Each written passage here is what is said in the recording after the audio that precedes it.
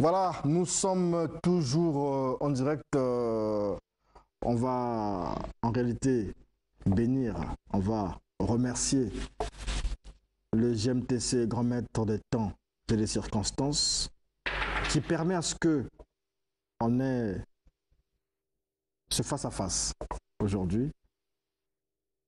La volonté pour nous sur le 110, Roland Brice Maïlou, qui a introduit l'émission aujourd'hui, vous expliquer que le face-à-face n'est pas un corps à corps, mais c'est une façon de comparer les Écritures, de choquer, s'il le faut, les Écritures, de sorte que jaillisse la vérité.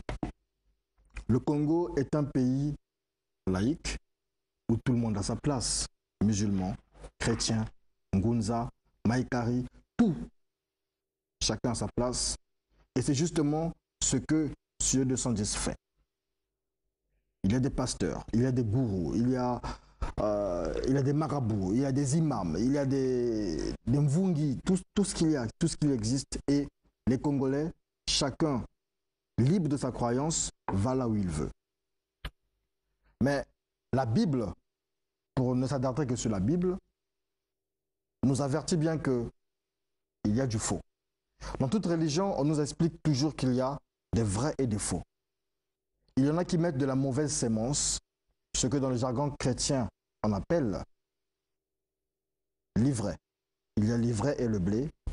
On dirait dans le parler congolais, il y a les bonnes herbes et les mauvaises herbes. Mais nous, chez les 210, nous ne sommes ni pasteurs, ni imams, ni quoi que ce soit, nous ne sommes que journalistes. Notre religion, nous, c'est le journalisme. Et donc, lorsque nous confrontons les idées, c'est pour que ceux qui sont à la maison soient édifiés, qu'ils aient la possibilité de choisir. À la lumière de l'argumentation de tel ou tel débatteur, ils se font une idée de leur cheminement. Aujourd'hui, on va le dire, beaucoup ne vont pas ou vont plus à l'église, ce n'est pas notre volonté. Nous faisons notre émission le dimanche, même si les gens peuvent spéculer, nous subissons un programme, la télévision a décidé que nous faisons le dimanche, ce n'est pas notre volonté, on le fait. Et il y a des gens qui ont choisi de ne plus aller à l'église, mais préféraient suivre cette émission où passent les Ngunza, où passent les chrétiens, où passent les musulmans, où passent les maïkari, où passent les spirituels. Parce qu'il y a une certaine vérité. Le peuple a soif. Il ne s'agit pas seulement ici des Congolais, il s'agit de toute l'Afrique.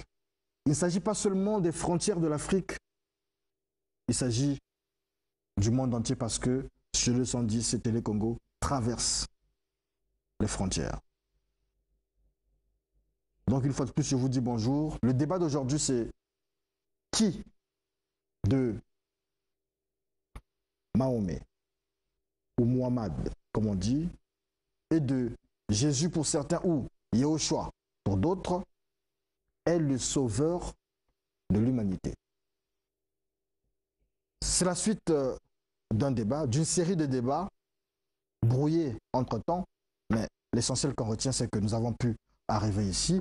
Nous ne sommes pas là pour l'apologie de la violence, nous ne sommes pas là pour l'apologie des injures, nous avons eu un briefing avec les deux invités, chacun va avec ses arguments. Nous avons à notre gauche le docteur Renaud Boris Mbota, connu, mais qui passait tout à l'heure aussi dans le temps du réveil, donc chrétien, entre guillemets. Et nous avons à notre droite le docteur Abdul Majid, musulman. Chacun, c'est sûr, tirera la couverture de son côté. Pour nous, ce qui compte, c'est la substance de ce qu'ils diront. Nous avons eu affaire au livre de Daniel dernièrement. Et aujourd'hui, nous sommes sur la deuxième thématique. Comme on dit dans l'autre jargon, Inch'Allah, on ne sait pas ce qui viendra pour les jours prochains. Et donc, le principe reste le même, 5 minutes pour chacun. Abdul Majid, vous avez la parole. Ce n'est pas à moi de prendre la parole le premier parce que le thème a été choisi par lui, formulé par lui, proposé par lui. Non, j'ai simplement voulu faire l'écrit parce que la première fois, c'est Mbota qui avait commencé, il n'avait pas réagi. Allez-y, pasteur Mbota. C'est pas à moi de commencer. Merci beaucoup. Et je crois que je salue d'abord tous les téléspectateurs pour une fois de plus. Et j'ai béni le Seigneur qui nous a accordé la grâce de nous retrouver ici dans ce face-à-face qui est le dernier de cette année 2017. La question qui nous oppose aujourd'hui ce matin, c'est qui entre Yeshua et Mohammed est qualifié pour sauver l'humanité. Qui est le sauveur de l'humanité entre les deux? Si Yeshua, qui est venu sur la terre, n'était venu que pour les enfants d'Israël, alors la prédication chrétienne est caduque et obsolète au-delà des frontières géographiques d'Israël. Ça, c'est un élément de fait. Et de même, si Mohammed n'est venu que pour les Arabes, alors la prédication musulmane est vaine, caduque et obsolète au-delà des frontières de l'Arabie saoudite. Nous sommes ici pour analyser les Écritures, tant bibliques qu'islamiques, afin de discriminer entre la vérité et le mensonge. Le Coran annonce-t-il que Mohammed est venu pour sauver l'humanité? Non. Il n'y a pas un seul passage du Coran qui attribue à Mohammed cette qualité de sauveur de l'humanité. Yeshua a été envoyé qu'aux brebis perdues de la maison d'Israël. C'est ce qu'il a dit de sa propre bouche. Je n'ai été envoyé qu'aux brebis perdues de la maison d'Israël. Mais il a encore ajouté, la lumière est venue chez les siens ne l'ont point reçu. Mais à tous ceux qui l'ont reçu, il leur a donné le pouvoir de devenir enfants d'Élohim, lesquels ne sont plus nés de la chair et du sang, mais lesquels sont nés maintenant de l'esprit. Alors, les Samaritains, à leur époque, ont reconnu en Yeshua HaMashiach le sauveur du monde. Jean chapitre 4, le verset 42. Pierre, qui est l'apôtre choisi par Yeshua HaMashiach, a annoncé Yeshua comme étant le sauveur. Actes chapitre 5, le verset 30 à 31. Paul, l'apôtre, reconnu aussi par le Coran, a emboîté le même pas dans Actes chapitre 13, le verset 23, en déclarant que Yeshua est le sauveur de l'humanité. Et Yeshua lui-même dit aussi dans Jean 12, verset 47, qu'il est le sauveur de l'humanité. Alors la première remarque est que nous faisons ce que nous remarquons que le Coran n'a jamais présenté Mohammed comme étant le sauveur du monde. Jamais. Et je crois que notre ami sera ici pour nous illustrer cela, nous pointer cela du doigt. La sourate qui va illustrer, qui va déclarer que Mohammed a été envoyé comme sauveur du monde. Alors, pour parler de la qualification entre les deux, qui est qualifié pour apporter le salut, nous devons d'abord nous stagner sur les personnes et la mission qu'ils ont reçue de la part de ceux qui les ont envoyés.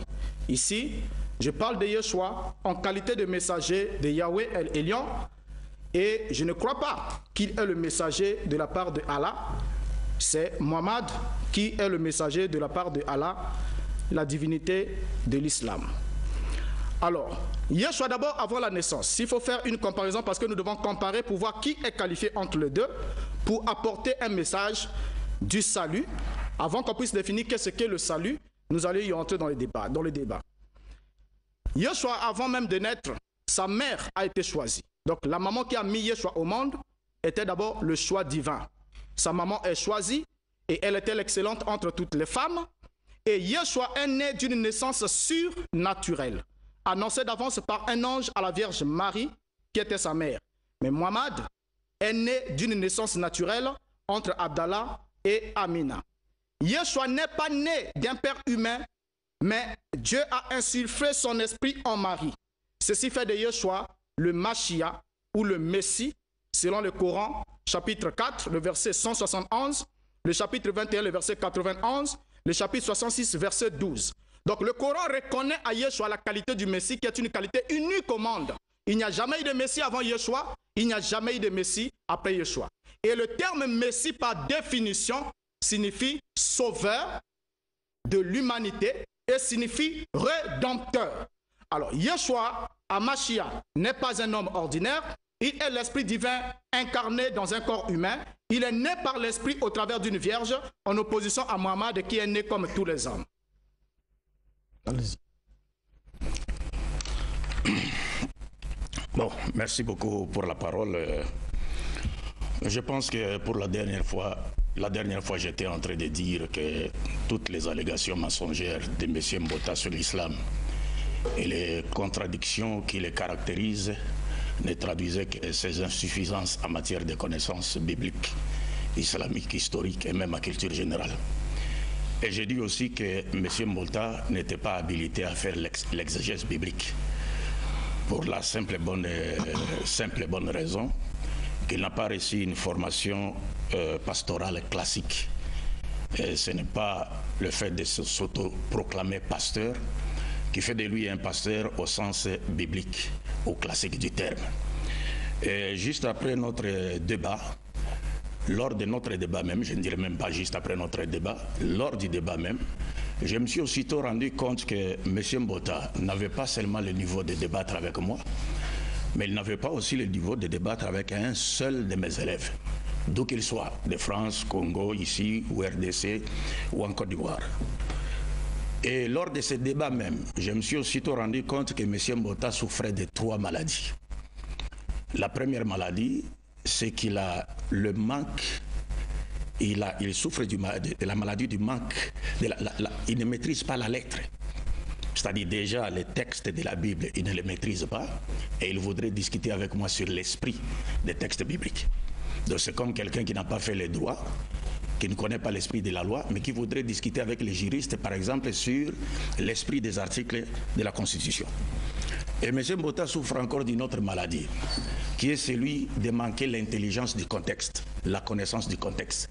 Ce qui le pousse parfois, les conséquences sont telles que lorsqu'il interprète un verset de la Bible, soit il le comprend hors de son contexte pour en faire un prétexte, ou alors il essaie de donner un autre sens qui est contraire à celui qui est visé par l'auteur. Et enfin, il y a une troisième maladie dont il souffre, c'est quoi?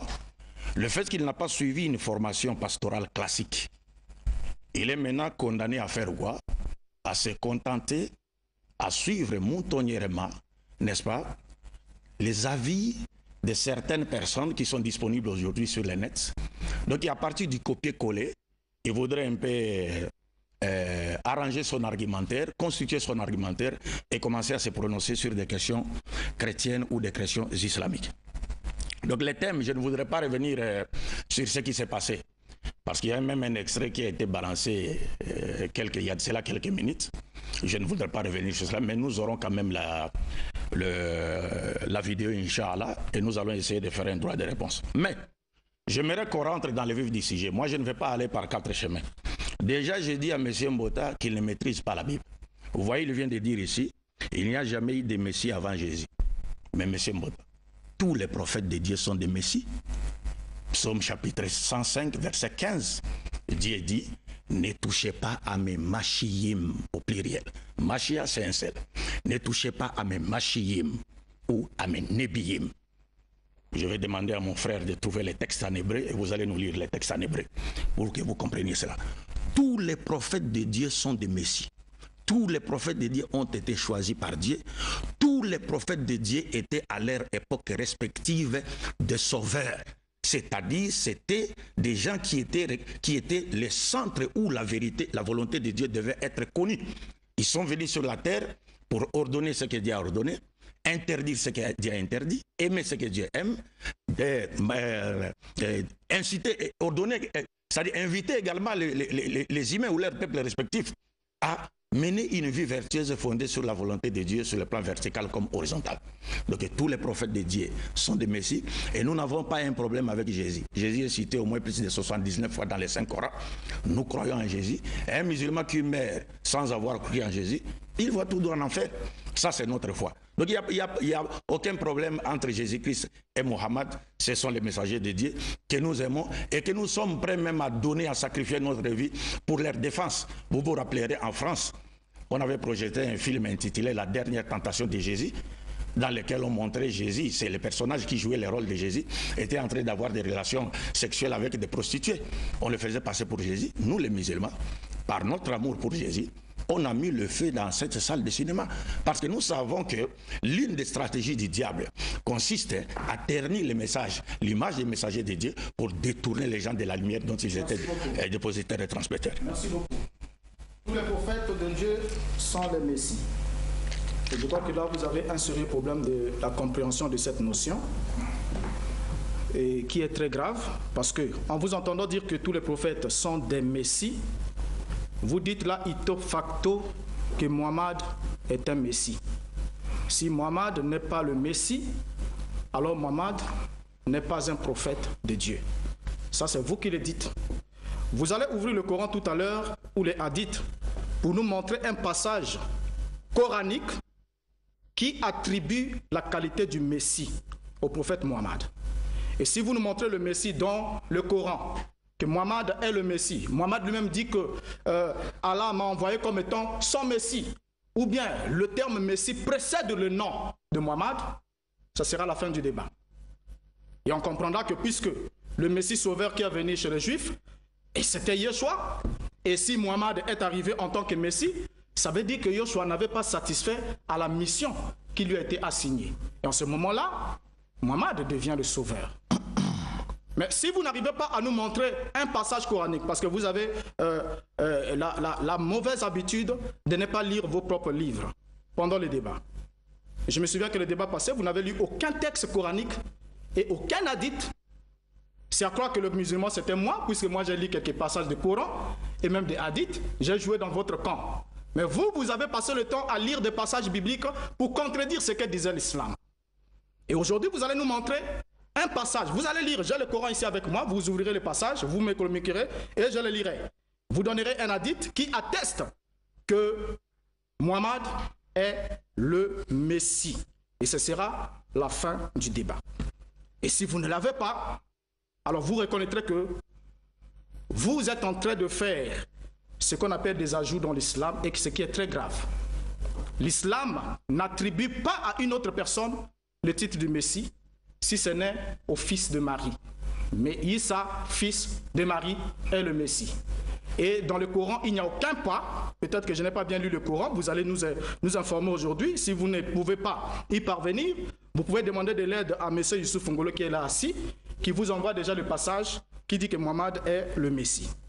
Tous les prophètes sont les Messies de Dieu, ce qui est faux. Les prophètes sont un pour une mission. Machia signifie un. Mais aucun prophète n'avait la mission d'apporter le salut de l'humanité, de sauver l'humanité du péché. Parce que le problème de l'humanité consiste dans le péché. Ils sont tous nés dans le péché. Et en regardant même ici, comme je l'ai dit ici, que la promesse divine concernant Yoshua et Mohammed, quand on regarde dans la parole, Marie a été choisie entre toutes les femmes et son nom est cité 34 fois dans le Coran, alors que le nom de la mère de Mohammed n'est cité aucune fois. Donc elle n'a jamais été fait l'objet d'un choix. Sur le point de vue de la justice, parce que pour être qualifié d'être capable de sauver, il faut d'abord être soi-même sans péché, être pur. Et vous pouvez alors réconcilier celui qui est pécheur avec celui qui est saint. Mais Mohammed n'était pas pur. Le cœur de Mohammed a été purifié. Vous le savez avec moi. Coran chapitre 94, le verset 1er au verset 3. Je lis. N'avons-nous pas ouvert, élargi ton cœur et ôté ton fardeau, lesquels faisaient ployer ton dos? Et il est dit que c'est depuis ce temps-là que Mohammed a porté l'honorable titre d'Al-Mustafa. C'est quand il a été purifié. Donc avant qu'il ne soit purifié, il n'a jamais porté l'honorable titre d'Al-Mustafa, c'est-à-dire celui qui a été choisi. Il est choisi après la purification de son cœur. Donc il est né pécheur, conçu dans le péché, enfanté dans l'iniquité. Il n'avait pas de pureté et de justice en lui-même. C'est pourquoi les deux anges ont dû ôter le fardeau de son cœur pour le purifier.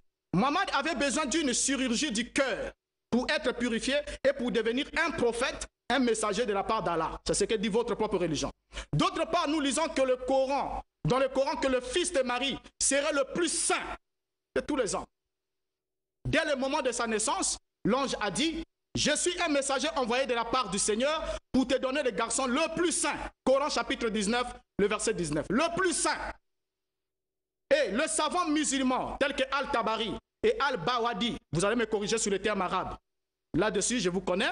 Et Al-Zamakashari vous allez le suivre, se sont mis d'accord pour dire que l'expression le plus saint signifie irréprochable, innocent et sans péché. Et vous connaissez toutes ces choses-là.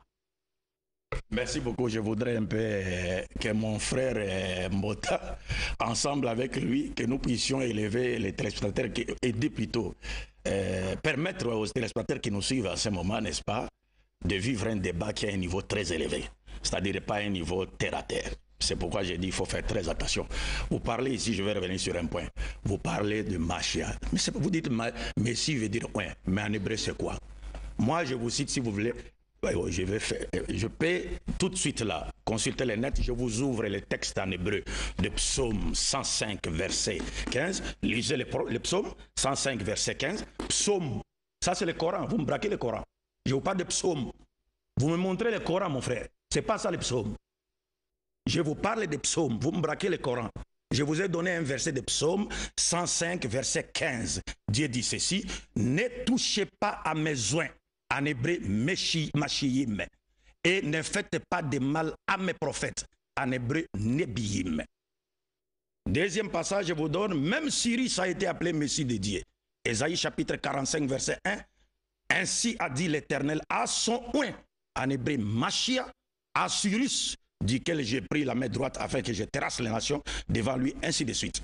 Et tous les sacrificateurs en Israël portaient le titre du Messie en hébreu Machia. Dites-moi seulement que le psaume que je viens de lire, 105 et 15, le terme utilisé dans le texte original en hébreu n'est pas Machiyim. Dites-moi cela, si vous allez oser le faire. Vous me braquez le Coran. Un premier point. Deuxième point. Vous m'accusez ici de n'avoir pas cité un verset du Saint-Coran lors de notre premier débat. Mais ce n'est que normal, parce que le débat devait se focaliser sur la quatrième bête des prophéties de Daniel, qui n'ont rien à voir avec le Coran. Le débat devait se focaliser sur la quatrième bête des prophéties de Daniel, qui n'ont rien à voir avec le Coran. Mais aussi, aujourd'hui, si je dois citer le Coran, je le ferai par tête, par cœur, parce que nous mémorisons le Coran. Nous ne sommes pas comme vous. Mais si je me dois de citer la Bible, peut-être je peux citer comme ça et même lire pour qu'on ne m'accuse pas de n'avoir pas lu un texte qui ne figure pas dans la Bible. Donc c'est un petit débat, c'est un faux débat ça. Donc allons dans le vif du sujet, moi je vous attends au tournant. Alors vous avez aussi dit, c'est pas important ça, le débat est vraiment pour moi, le débat est terre à terre. Lorsque vous dites, le nom de la mère de Mohammed n'a pas été cité dans le Coran. Mais le Coran, Dieu n'a pas besoin de citer le nom de la mère de Mohammed dans le Coran. Si on a cité Jésus et sa mère dans le Coran, parce que Jésus est né miraculeusement sans père et avait une mère. Et Dieu nous dit dans le Saint-Coran que cela ne vous étonne pas. Ce n'est que l'accomplissement des 4 façons dont Dieu a créé la race humaine. Dieu a créé Adam sans père, sans mère. Il n'a pas goûté à l'enfance comme Jésus. Il n'est pas sorti d'entre les jambes d'une femme comme Jésus. Il n'est pas resté dans les liquides amniotiques d'une femme comme Jésus. Il n'a pas tété au sein d'une femme comme Jésus. Il est sorti adulte portant la barbe. Ève a été créée sans mère. Adam était considéré comme étant son père parce qu'elle a été tirée de son côté, à l'exemple de la même A et B. Et Jésus est né sans père, avec une mère, et nous qui naissons selon la loi commune avec des pères et des mères. Et si le Christ a été appelé Messie, lui seul dans le Coran, c'est pour mettre un accent particulier sur sa messianité par rapport aux Juifs. Parce que les Juifs ne croyaient pas en lui. Vous savez comme moi qu'aujourd'hui encore, les Juifs attendent leur Messie, qui n'est pas Jésus. Vous parliez aujourd'hui, l'autre fois vous parliez de Jérusalem. La puissance mondiale aurait maintenant reconnu que Jérusalem appartient aux Juifs. Mais l'existence même de l'État d'Israël est un signe manifeste pour les Juifs. C'est un signe manifeste de l'imposture de Jésus. Parce que pour les Juifs, c'est le Messie qui devait rétablir l'État d'Israël. Mais nous disons que Jésus est véridique. Et c'est lui qui est le Messie qui a été envoyé aux enfants d'Israël. Mais contredisez-moi. C'est-à-dire, au lieu avant d'enlever la paille qui est dans l'œil de ton ami, ôte d'abord la poutre qui est dans ton œil. Tu parles d'un Messie. La Bible parle d'un conteneur de Messie. Dites-moi que 105, psaume 105, 15 ne parle pas de tout, ne présente pas tous les prophètes comme étant le Messie, je dis. Dites-moi cela. Donc c'est pourquoi je vous dis, relevons un peu le niveau des débats. Je voudrais avoir un débat professionnel, un débat classique. Il ne faut pas aller dans des petites choses qui n'ont rien à voir avec la quintessence. Il faut faire plaisir. Nous voulons un spectacle biblique et coranique. Inch'Allah. Comment? Non, moi je lui laisse mes secondes. Il faut qu'il élève le niveau de débat. Ça me va droit au cœur. La quatrième bête n'a rien à voir avec le Coran. Monsieur Abdul Majid, qui est quand même défenseur de l'islam, va parler de choses que Mohammed, le prophète de l'islam, n'a pas reçu comme révélation. Mohammed n'a pas expliqué la prophétie de Daniel. Mais vous, par souci d'authentifier Mohammed et de vous faire un peu différent et peut-être de succéder, peut-être de devenir plus tard un des califes, vous avez voulu inventer votre révélation. Ça, c'est une déclaration grave. Que vous débattez pour défendre que l'Antichrist ne sera pas musulman, mais vous disiez quand même que la quatrième bête n'a rien à voir avec le Coran. Donc l'islam n'en a pas parlé. Et le fait que l'islam n'en a pas parlé, c'est à vous d'en parler. Et ça, c'est très grave, mon cher ami. Très grave. Je me disais que vous aviez sûrement la connaissance infuse sur l'islam, mais je me rends compte que vous n'avez pas répondu à ma question. Et c'est très, très regrettable. Très regrettable que vous n'ayez pas répondu à ma question. Je vous ai demandé, montrez-moi dans le Coran là où la qualité du Messie est attribuée à Mohammed. Pas de verset coranique. Au fait, un petit rire ironique ne fait du mal à personne. C'est juste pour dire qu'on n'encaisse pas, mais alors qu'on sent réellement la douleur dans son fort intérieur. Et, chers amis musulmans, voici votre ami qui est là devant moi. Je lui ai dit, pourtant, c'est très simple. Rien qu'au premier round, je l'ai dit, s'il me montre un passage coranique qui attribue la qualité du sauveur, qui dit que Mohammed a été envoyé comme sauveur de l'humanité. Parce que je lis dans le Coran et dans les hadiths, Mohammed n'a été envoyé que comme annonciateur et avertisseur. Annonciateur et avertisseur, ce sont des termes qui diffèrent du sauveur. Mohammed n'est pas le sauveur parce que le Coran, Allah n'a pas prévu la qualité d'un sauveur dans le Coran. Et si c'est le contraire, notre cher ami doit être habilité à nous montrer le passage coranique. Je le lui demande dans son propre livre, un passage coranique qui atteste que Mohammed est le sauveur de l'humanité ou qui lui attribue le titre du Messie. Donc à partir d'aujourd'hui, il faudra que M. Abdul Majid, quand il parle de Mohammed, il dise Messie Mohammed. Comme on dit Messie Issa, fils de Marie. Donc il faudra qu'il ajoute ça dans le Coran parce que ceux qui ont édité le Coran ont manqué à cette révélation-là et c'est M. Abdul Majid qui va ajouter une qualité que Mohammed n'a jamais eu de sa naissance jusqu'à sa mort, mais qui veut l'ajouter aujourd'hui pour chercher à légitimer sa position. Je l'ai dit, les prophètes sont de oint, les sacrificateurs sont de oint. Ils sont oint pour une fonction spéciale. Les rois sont de oint, mais tout oint n'est pas un sauveur. Vous avez manqué de citer les rois dans la Bible. Dans la Bible, chaque roi d'Israël était oint avant d'entrer en fonction. Les prophètes étaient oint. Mais cette onction ne leur attribuait pas la qualité du sauveur de l'humanité, ni de sauver une personne de son péché. C'est-à-dire d'absoudre le péché, d'ôter le péché et de le rendre net et parfait devant son Créateur. Je reviens ici sur la question de Mohammed, comme je l'ai dit, par comparaison. Avant la naissance de Jésus, fils de Marie, Jésus le Messie, je le dis comme ça, très haut et très fort. L'inspiration divine a déclaré que celui qui devait naître par l'intervention de l'Esprit divin vivrait toujours de manière sainte, sans commettre un seul péché. Il n'aurait pas besoin de purifier son cœur, car il sera lui-même la personnification même de la sainteté. Ça, c'est vos propres livres qui le disent. Que Issa, fils de Marie, sera la personnification même de la sainteté. Donc la sainteté faite chair. Cette qualité suprême qui garde le trône divin. Mais Mohammed n'avait pas cette qualité. Saint à vie, de la naissance jusqu'à son départ. Mohammed ne l'avait pas. Et on lit ici dans votre propre livre que Mohammed s'est plusieurs fois repenti de ce péché. Le Coran, chapitre 40, verset 55. Jusqu'à là, je vous dis que vous n'avez pas lu le passage du Coran, j'attendrai le passage. Vous allez commencer à me montrer le passage du Coran qui dit que Mohammed est le Messie. Il a dit dans le Coran, chapitre 40, verset 55. Demande pardon pour ton péché et prie ton Seigneur le soir et au lever du jour.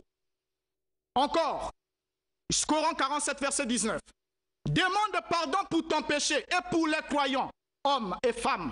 Dieu connaît ta marche de longue en large, ainsi que les intérêts de ton cœur. Coran chapitre 48, verset 1 à 2. Nous t'avons accordé une victoire évidente pour pardonner tes péchés passés et futurs. Voilà. Mais ça n'a jamais été dit au sujet de Yeshua HaMashiach. Jamais été dit. Vous nous montrerez un passage là où Yeshua s'est repenti d'un péché, là où un seul péché lui a été repenti, dans vos livres. Jusqu'alors, je ne lis pas encore mon livre parce que je joue dans votre camp. Lisez-moi le Coran. Oui, je ne sais pas si ce Messie avait représenté le Congo-Brazzaville à l'émission Question pour un champion, il aurait fait la honte nationale de tous les Congolais de Brazzaville. Parce que jusque-là, il n'arrive toujours pas à comprendre les concepts définitionnels.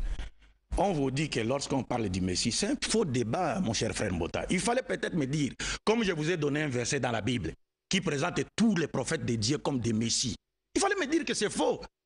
C'est Jésus qui est le seul messie. Parce que toi, tu n'es pas hébraïque, tu n'es pas juif. C'est un terme messie, c'est quelqu'un qui a été choisi par Dieu pour une mission prophétique divine. En ce qui concerne les prophètes, laissez les rois d'abord les sacrificateurs. Si ce que je dis est vrai ou faux, dites-le haut et fort que non, la Bible n'appelle pas tous les prophètes des messies. Parce que si vous n'avez pas encore compris les termes messie dans votre propre Bible, comment allez-vous les comprendre dans le Coran? Et on vous a même montré pourquoi le Coran a utilisé les termes messie pour parler de Jésus. C'est pour mettre un accent particulier sur la véracité de Jésus en tant que le Messie qui a été envoyé aux enfants d'Israël. Parce que le Coran ne présente pas Jésus comme étant celui qui a été envoyé à l'humanité tout entière. Pas du tout. Et quand vous vous dites que Mohammed a été présenté comme étant annonciateur, avertisseur, mais voilà, je vous dis que ce n'est pas parce que, vous savez, vous avez l'habitude de prendre la liberté avec la Bible. S'il vous plaît, ne le faites pas avec le Coran. Parce que vous ne maîtrisez pas le Coran. Regardez ce que nous dit le Coran. Coran chapitre 4, verset 165. Je peux commencer à partir du verset 164. Dieu dit au prophète, il y a des messagers dont nous t'avons raconté l'histoire précédemment et des messagers dont nous ne t'avons point raconté l'histoire. Et Allah a parlé à Moïse de vive voix. En tant que messager, nous avons envoyé des messagers comme annonciateurs et avertisseurs, afin qu'après la venue des messagers, il n'eût pour les gens point d'argument devant Allah le jour du jugement dernier. Dieu a envoyé tous les prophètes, y compris Jésus.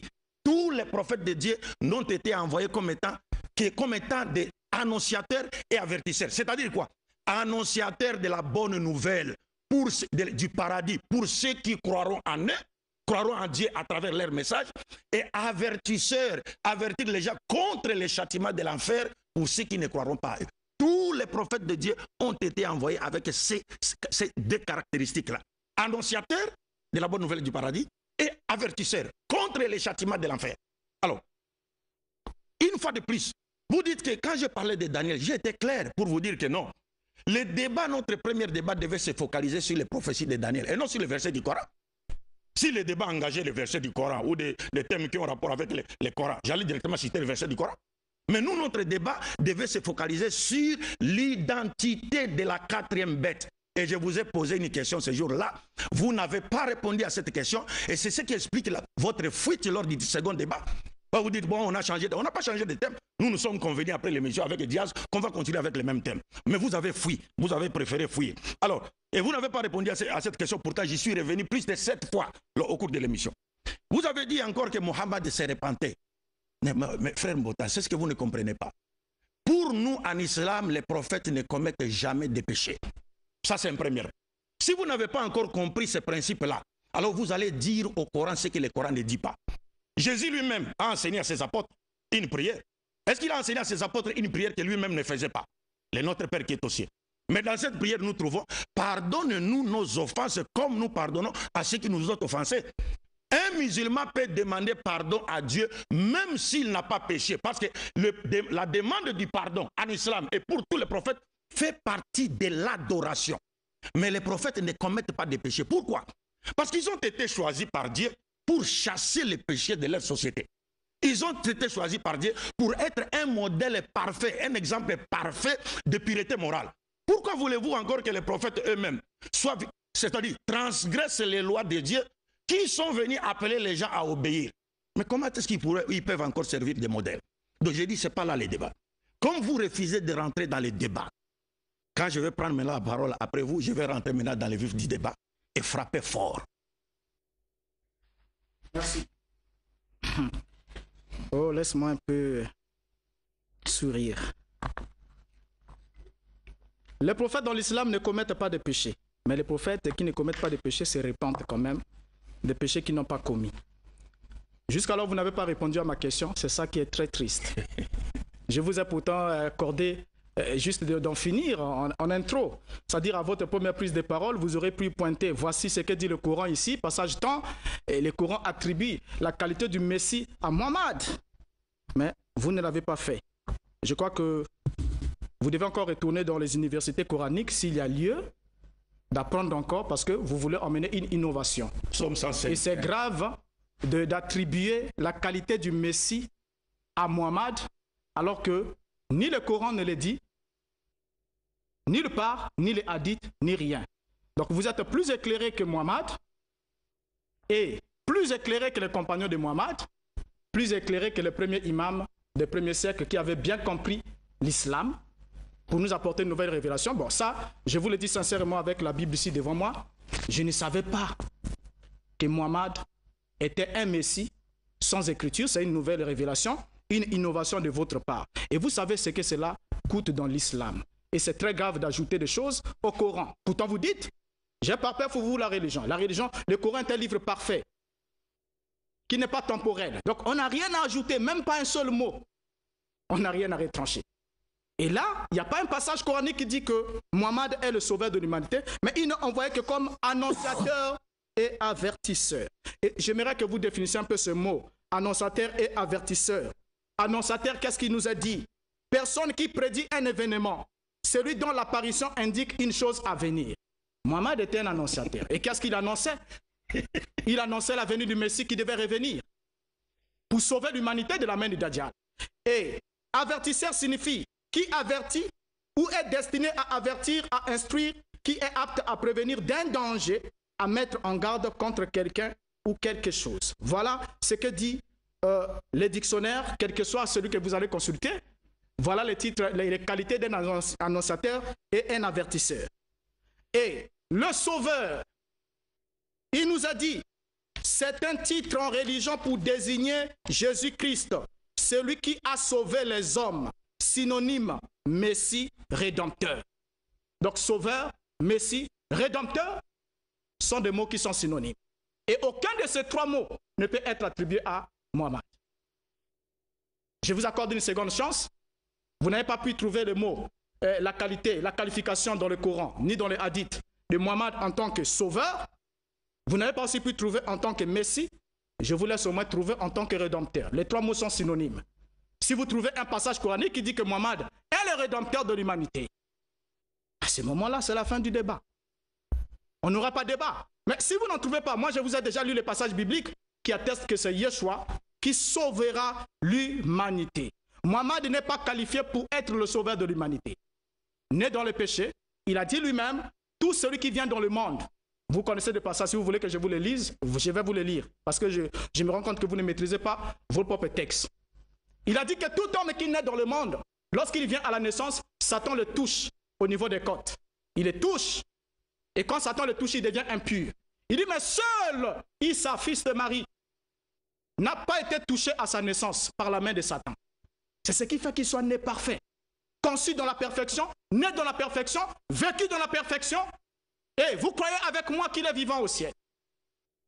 Et le Coran dit qu'il n'y a pas d'égalité entre les vivants et les morts. Celui qui suit un mort ou les paroles des morts, c'est fini. Mais Yeshua est vivant au ciel. Et pour aller encore, descendre encore pour montrer toujours les qualités d'un sauveur, que devait avoir un sauveur. Yeshua déjà dans les évangiles, Yeshua s'est limité, le Coran lui dit qu'il était un créateur en miniature. Donc depuis, ça c'est dans le Coran, je ne vous parle pas encore de la Bible. Le Coran dit qu'il est le seul homme qui a pu prendre l'argile. Il a façonné un oiseau avec de l'argile. Il a soufflé et l'oiseau a pris vie pour prouver que la puissance créatrice était en lui. Mais ça, Muhammad ne l'a jamais fait une seule fois. Toute sa vie de la naissance jusqu'à sa mort, Muhammad n'a opéré aucun miracle qui dénote du surnaturel. Si ce n'est imposer sa religion par le pays. Vous vous soumettez ou vous mourrez. C'est la loi de l'islam.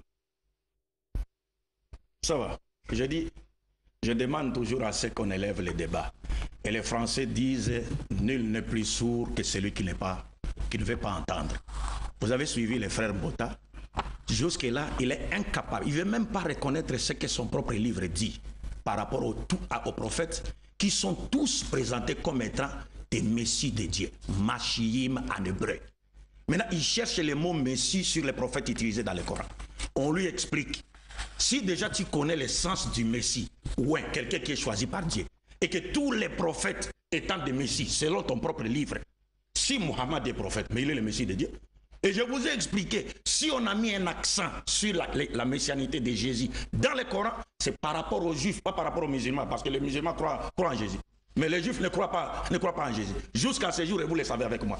Donc, au lieu de chercher que je vous montre un verset dans le Coran, lorsque déjà, c'est pourquoi je dis, si vous participez, vous représentez le Congo à l'émission Question pour un champion, ça sera une catastrophe. Parce que déjà, vous connaissez l'essence du Messie. C'est un choisi, quelqu'un qui a été choisi par Dieu. Mais un prophète est choisi par qui? Alors, si la Bible vous dit, ne touchez pas à mes messies, ne touchez pas à mes prophètes, il te montre que les prophètes sont des messies. Vous voulez encore quoi? Dites-nous alors que ce que la Bible dit est faux. Donc tous les prophètes ne sont pas des messies. C'est cela le problème. Donc j'ai dit, il faut savoir élever les niveaux du débat. Vous parlez de Jésus qui serait né, bon, comme le prophète l'a dit, c'est un hadith qui est bien. Mais le problème, c'est que vous ne connaissez pas l'islam et vous ne connaissez pas le Coran. Si on vous dit qu'à la naissance de Jésus, Satan n'a pas touché Jésus, n'a pas touché sa mère, c'est ce que le prophète dit. Pourquoi? C'est grâce à la prière de la grand-mère de Jésus. Coran chapitre 3, verset 35. Rappelle-toi quand la femme d'Imran dit, Seigneur, je t'ai voué en toute exclusivité ce qui est dans mon ventre. Accepte-les donc de moi. C'est toi, certes, l'audient et l'omniscient. Et lorsqu'il est accouché, elle dit, Seigneur, voilà ce que j'ai accouché d'une fille. Or, Allah savait mieux ce dont elle avait accouché. Le garçon n'est pas comme la fille. Je l'ai nommé Marie et je la place, ainsi que sa descendance, sous ta protection contre les diables bannis. C'est grâce à la prière que la grand-mère de Jésus, donc la grand-mère de Dieu selon certains chrétiens, a fait que Jésus et sa mère ont été protégés, comme je l'ai dit, comme le prophète l'a dit. 2. Je reviens en disant, c'est un faux débat. Ne restez pas sur le mot Messie, parce que vous savez que la Bible appelle tous les prophètes des Messies. Maintenant, s'agissant du Sauveur, papa. Mais frère Mbota, vous pour les chrétiens, vous veniez tout à l'heure là de lire, lorsque vous faisiez vos prêchas, avant qu'on rentre dans les débats de face à face, n'est-ce pas? Vous avez fait allusion à la parabole des vignerons homicides que j'ai l'habitude de citer. Et vous avez fait croire aux téléspectateurs avertis, bien sûr, qui vous suivez, que la parabole présentait Jésus comme étant le Fils de Dieu. Mais vous oubliez que la parabole appelle le maître de la vigne un homme. Or, Dieu n'est pas un homme. Mais comme vous voulez lui donner le titre de Fils de Dieu au sens littéral du terme, vous avez dit non, il est le Fils de Dieu. Alors que Dieu est-il un homme? Mais notre problème n'est pas là-bas. Quand vous dites de Jésus qu'il est le sauveur de l'humanité, pour vous les chrétiens, le salut que Jésus nous apporte passe par quoi? Ça passe par sa mort. Maintenant, selon la parabole que vous avez citée, la parabole nous dit, le maître de la vigne a envoyé son fils, après avoir envoyé ses serviteurs, il a envoyé son fils pour aller prendre sa part. Mais quand les vignerons virent le fils, ils se disent, voici l'héritier, saisissons-le et tuons-le. Et ça fera encore l'objet d'un autre débat, pour savoir si le Christ a-t-il été tué. Parce que vous avez dit ici, Abdul Majid est en contradiction, parce qu'on dit que le fils sera tué. Mais vous ne vous êtes pas posé la question, pourquoi Jésus est encore monté sur la montagne de Gethsemane pour aller demander à Dieu de le sauver de la mort. Donc il est plus faible qu'un commando kamikaze. Parce qu'un commando kamikaze qui a réussi une mission suicide, il ne peut pas renoncer à cette mission. Donc maintenant, il sait qu'il va aller mourir. Maintenant, il va demander à Dieu de le sauver de la mort. Mais 2, je termine en disant, ici dans cette parabole, le maître de la vigne, M. Mbota, répondez à cette question. Est-ce que le maître de la vigne a-t-il envoyé son fils pour aller se faire tuer par les vignerons ou pour aller prendre sa part de la vigne? Parce que le christianisme repose sur la mort de Jésus. La croyance à la mort de Jésus. C'est-à-dire, si vous ne croyez pas à la mort de Jésus, vous n'aurez pas la vie éternelle. Mais est-ce que le Christ a-t-il été envoyé pour se faire tuer? Non. Dieu n'envoie jamais ses prophètes pour se faire tuer. Alors, cette parabole que vous avez citée, ayez le courage de dire aux téléspectateurs qui nous suivent en ce moment. C'est cela que repose le salut. Parce qu'on ne peut pas dire de Jésus qu'il est le sauveur du monde. C'est comme, vous parliez dernièrement de 2 capitaines. Mais c'est comme nous sommes en face de 2 docteurs. Donc, on va vers le docteur Jésus. On lui demande de nous diagnostiquer et de nous prescrire des produits. Il prend un marteau, il se donne un coup sur la tête, il tombe, il meurt. Il va nous sauver en quoi? Mais on va chez Mohammed, il vous diagnostique, il vous donne une prescription, il vous donne des produits, et puis vous prenez ces produits et vous guérissez votre maladie. Et c'est pourquoi vous voyez aujourd'hui le monde de Mohammed ne peut pas être comparé avec le monde de Jésus depuis que Jésus est mort. Mais le péché s'est multiplié plus d'1 milliard de fois. Oh là là, c'est triste. En tout cas, je ne vous reconnais pas, mon cher ami. Je ne vous reconnais pas. Et répondez à la question. C'est très, très, très regrettable. C'est mon temps de parole, mon cher. Et c'est ça aussi la grandeur dans l'intelligence. Quand vous êtes assez intelligent, vous devez savoir vous comporter en public.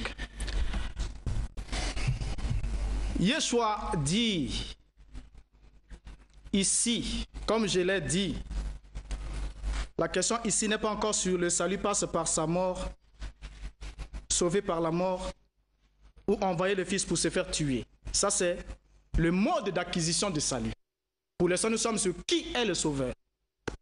Et si nous trouvons celui qui est qualifié pour sauver, c'est à ce moment-là que nous pourrons présenter, sans vous, bien sûr, parce qu'on n'aura pas un débat sur la manière de sauver.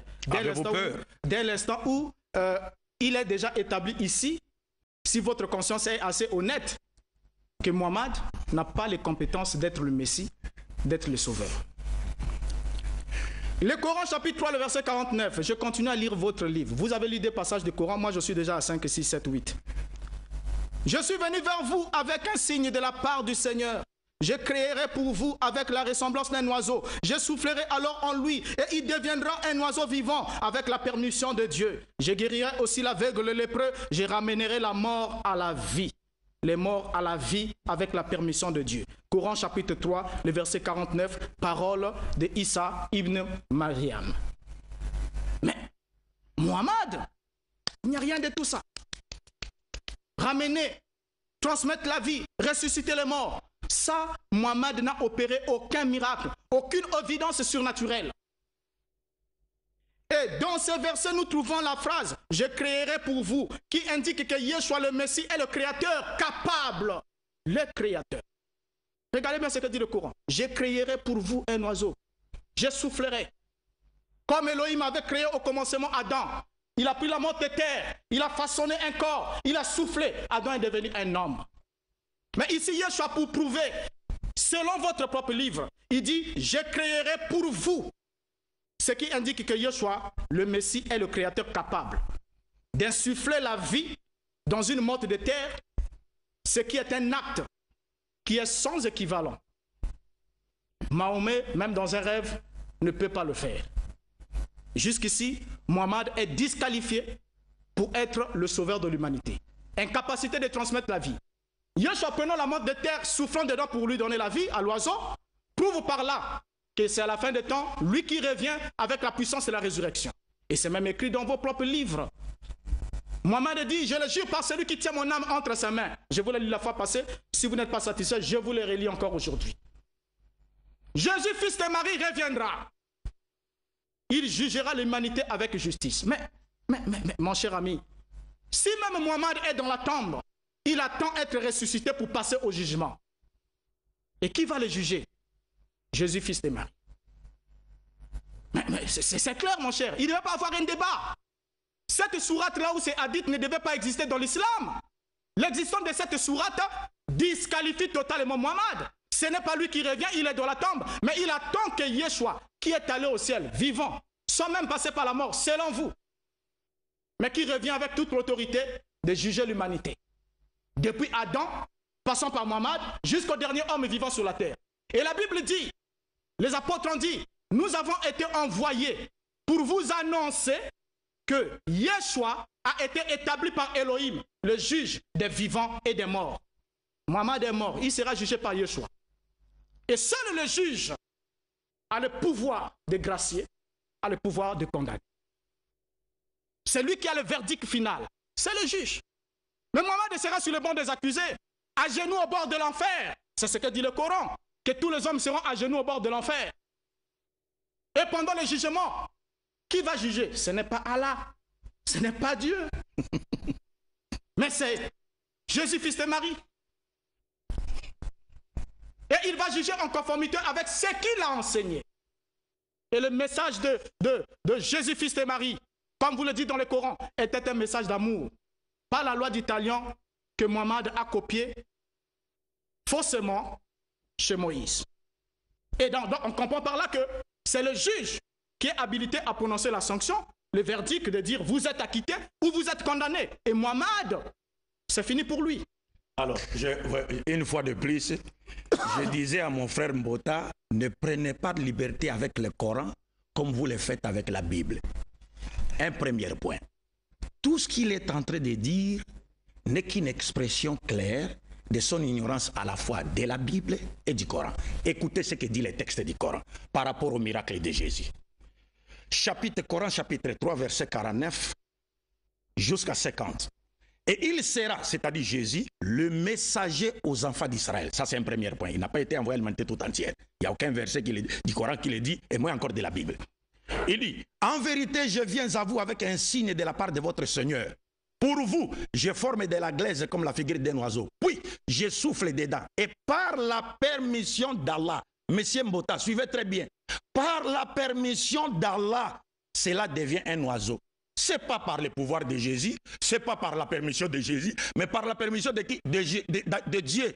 Et Jésus disait, tout pouvoir m'a été donné par mon Père. Les miracles qu'il les faisait, comme le dit et même les apôtres dans Actes des Apôtres chapitre 2, les miracles, il les faisait par la permission de Dieu, par le pouvoir de Dieu. Jésus n'a pas le pouvoir de faire les miracles. Il les fait par la permission de Dieu, comme Moïse l'a fait par la permission de Dieu, comme Élie et les autres prophètes l'ont fait par la permission de Dieu. Ça, c'est le premier point. Deuxième point, M. Mbota, quand vous parlez du retour de Jésus, je vous ai très bien dit, vous lisez un hadith, mais vous omettez une grande partie de l'hadith. Mais qui vous dit en islam que Jésus ne reviendra pas? Mais le problème c'est, que reviendra-t-il faire? Mais tu as lu dans ce hadith que Jésus viendra pour briser la croix. Or la croix est l'expression séculière de l'église chrétienne. C'est-à-dire Jésus viendra pour nier, dénoncer, détruire, montrer que le christianisme n'est pas sa religion. Déjà dans la Bible, Matthieu chapitre 7 verset 21-22, Jésus dit, plusieurs me diront au dernier jour, n'avons-nous pas fait des miracles à ton nom? N'avons-nous pas guéri les gens en ton nom? N'avons-nous pas prophétisé en ton nom? Jésus leur dira, sortez, je ne vous ai jamais connu, vous qui commettez l'iniquité. Qui faisait des miracles au nom de Jésus? Les musulmans.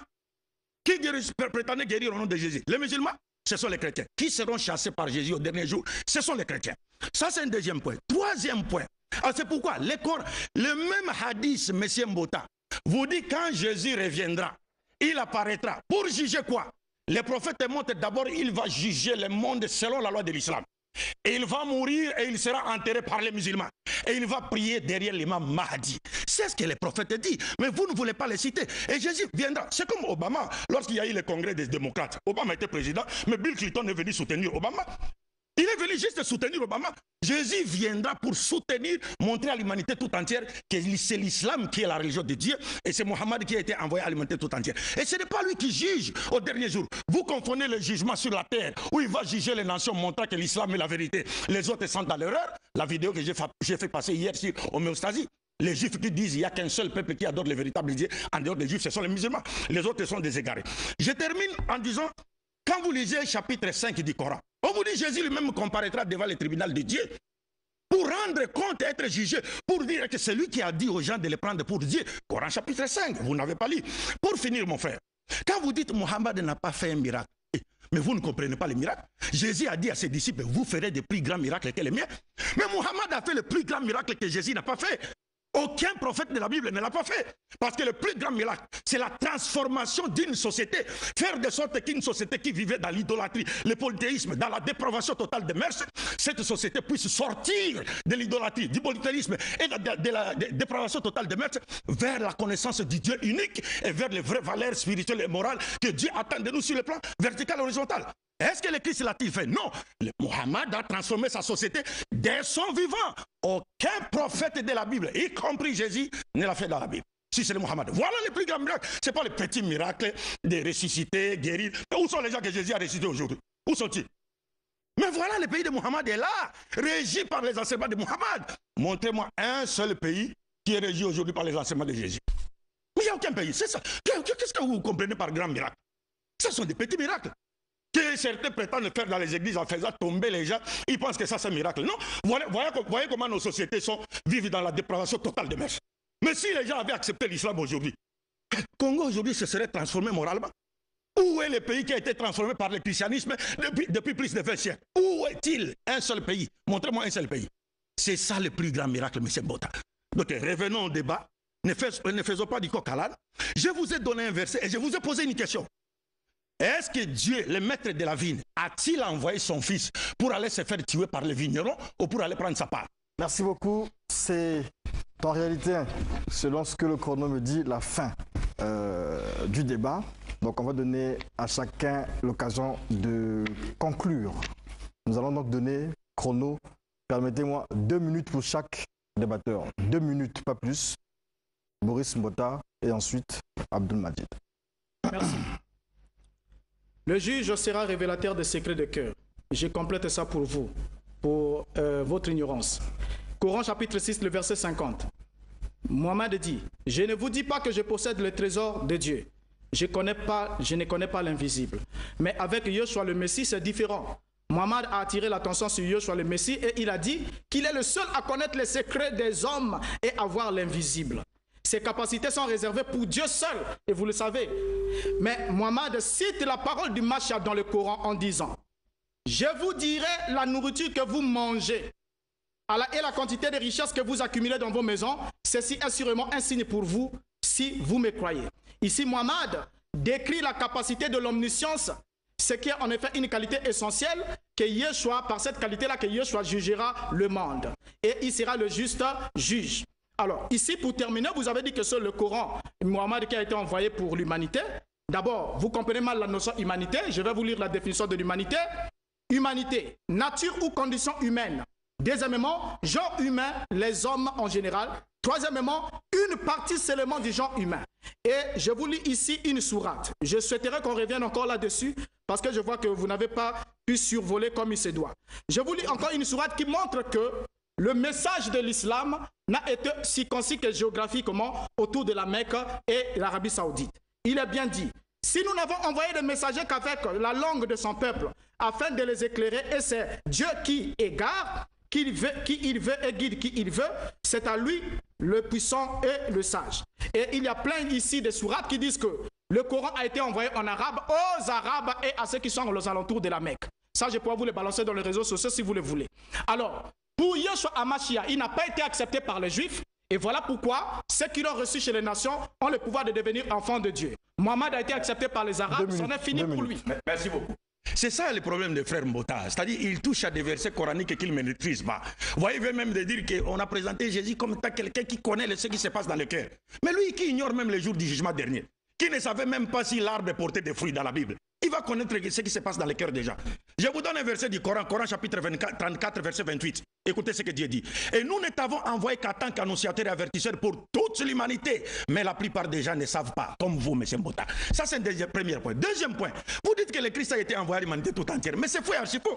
Le Christ a été envoyé qu'aux brebis perdues de la maison d'Israël et que les païens n'ont été acceptés que par la grâce. Comme Paul l'avait dit, vous êtes les branches de l'olivier sauvage, coupées et greffées à l'olivier franc. Contrairement à votre nature, les alliances et les promesses ne vous concernent pas. Ceux qui ont été acceptés par la grâce, non, Dieu n'a pas fait alliance avec eux. Deux, je vais finir avec ça, le troisième point, M. Mbotari. Écoutez ce que vous avez dit dernièrement. Écoutez. Dire ici que l'islam est la pierre qui frappe le pied de la statue de Nebuchadnezzar et qui se tend alors dans le royaume entier, c'est un mensonge. Parce que cette pierre représente Christ dans sa seconde venue. Et vous le savez très bien, avec moi, le Coran aussi est d'accord que les musulmans... Vous comprenez? Est-ce que cette pierre représente le Christ? La Bible nous dit, je vous cite la Bible ici, Daniel chapitre 2, verset 44 à 45.